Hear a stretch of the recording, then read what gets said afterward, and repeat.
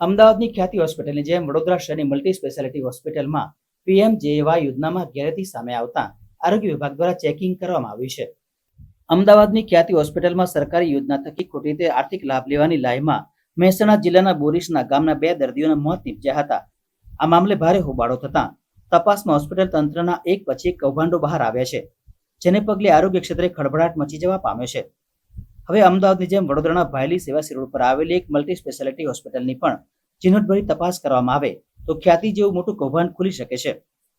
વડોદરાના social media સર્કલમાં હોસ્પિટલના એક દર્દીનો વિડીયો ભારે વાયરલ થયો હતો, જેમાં દર્દીનું કહેવું છે કે જેમને જરૂર નથી તેવાને ઓક્સિજન માસ્ક પહેરાવાય છે અને તે ફોટાને આયુષ્માન કાર્ડની વેબસાઇટ પર અપલોડ કરવામાં આવે છે, જેથી અમદાવાદ બાદ વડોદરાની એક ખાનગી હોસ્પિટલ પણ શંકાના ઘેરામાં આવવા પામી છે.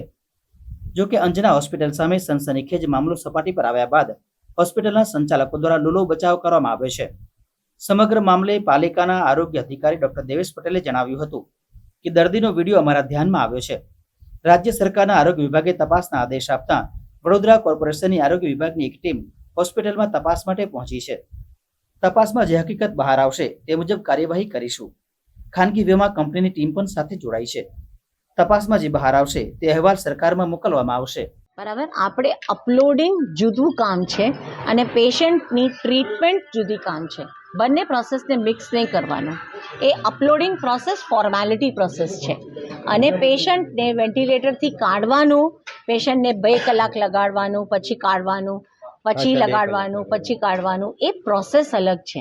એનો મતલબ એ નથી કે તમે ફોટો પાડવા માટે પાડીએ છીએ. ફક્ત માસ્ક પહેરાવી રાખીને લોકો સારવાર કરે છે અને એના પૈસા પડાવે છે. અમારી ટીમે ત્યાં તપાસ કરી અને જે દર્દીની વાત હતી એ દર્દી સાથે વાત કરી. એ દર્દીની એવી કોઈ ફરિયાદ નથી.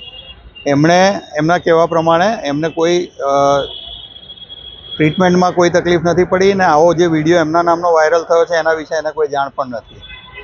બાકીની ડિટેલ તપાસ રાજ્ય સરકારની સૂચનાઓ મુજબ અમે કરશું અને પછી જે દેખાશે એ પ્રમાણે પગલાં ભરીશું.